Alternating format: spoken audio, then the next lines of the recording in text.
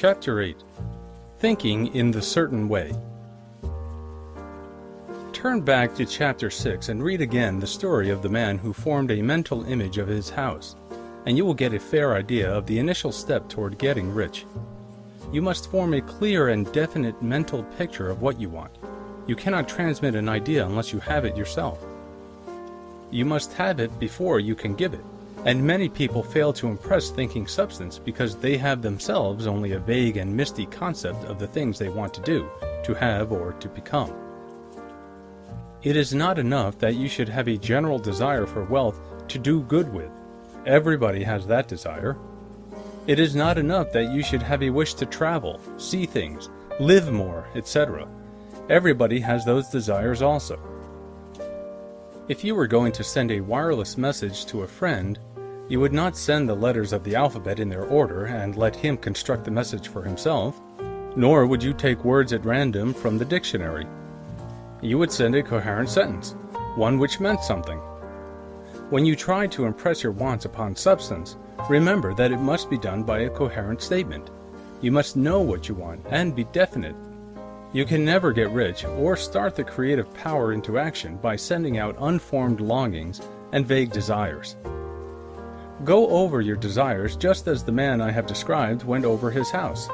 See just what you want, and get a clear mental picture of it as you wish it to look when you get it. That clear mental picture you must have continually in mind, as the sailor has in mind the port towards which he is sailing the ship. You must keep your face toward it all the time. You must no more lose sight of it than the steersman loses sight of the compass. It is not necessary to take exercises in concentration, nor to set apart special times for prayer and affirmation, nor to go into the silence, nor to do occult stunts of any kind. Those things are well enough, but all you need is to know what you want, and to want it badly enough so that it will stay in your thoughts. Spend as much of your leisure time as you can in contemplating your picture, but no one needs to take exercises to concentrate his mind on a thing which he really wants. It is the things you do not really care about which require effort to fix your attention upon them.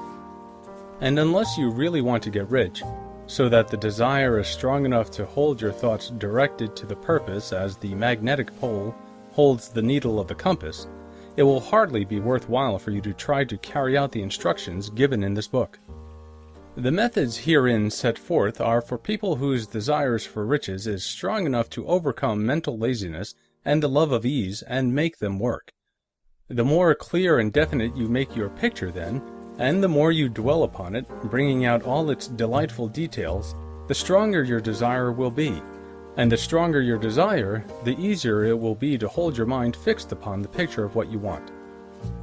Something more is necessary, however, than merely to see the picture clearly. If that is all you do, you are only a dreamer, and will have little or no power for accomplishment. Behind your clear vision must be the purpose to realize it, to bring it out in tangible expression. And behind this purpose must be an invincible and unwavering faith that the thing is already yours, that it is at hand and you only have to take possession of it. Live in that new house mentally until it takes form around you physically. In the mental realm, enter at once into full enjoyment of the things you want. Whatsoever things ye ask for when ye pray, believe that ye receive them, and ye shall have them, said Jesus. See the things you want as if they were actually around you all the time. See yourself as owning and using them. Make use of them in imagination just as you will use them when they are your tangible possessions.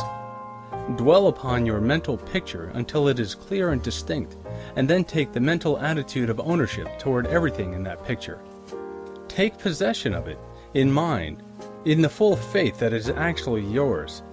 Hold to this mental ownership. Do not waver for an instant in the faith that it is real.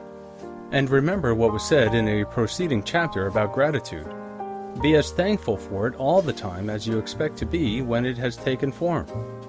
The man who can sincerely thank God for the things which as yet he owns only in imagination has real faith. He will get rich. He will cause the creation of whatsoever he wants. You do not need to pray repeatedly for things you want. It is not necessary to tell God about it every day. Use not vain repetitions as the heathen do, said Jesus to his pupils, for your Father knoweth that ye have need for these things before ye ask him.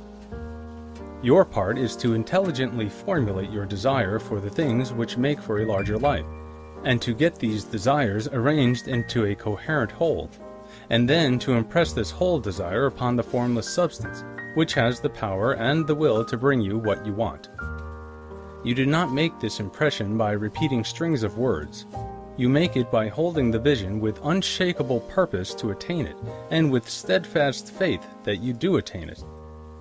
The answer to prayer is not according to your faith while you are talking, but according to your faith while you are working. You cannot impress the mind of God by having a special Sabbath day set apart to tell him what you want, and then forgetting him during the rest of the week. You cannot impress him by having special hours to go into your closet and pray, if you then dismiss the matter from your mind until the hour of prayer comes again. Oral prayer is well enough and has its effect, especially upon yourself, in clarifying your vision and strengthening your faith. But it is not your oral petitions which get you what you want. In order to get rich, you do not need a sweet hour of prayer.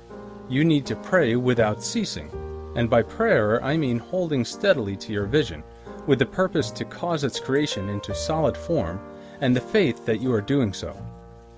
Believe that ye receive them. The whole matter turns on receiving, once you have clearly formed your vision. When you have formed it, it is well to make an oral statement, addressing the Supreme in reverent prayer, and from that moment you must, in mind, receive what you ask for. Live in the new house, wear the fine clothes, ride in the automobile, go on the journey and confidently plan for greater journeys. Think and speak of all the things you have asked for in terms of actual present ownership. Imagine an environment and a financial condition exactly as you want them, and live all the time in that imaginary environment and financial condition.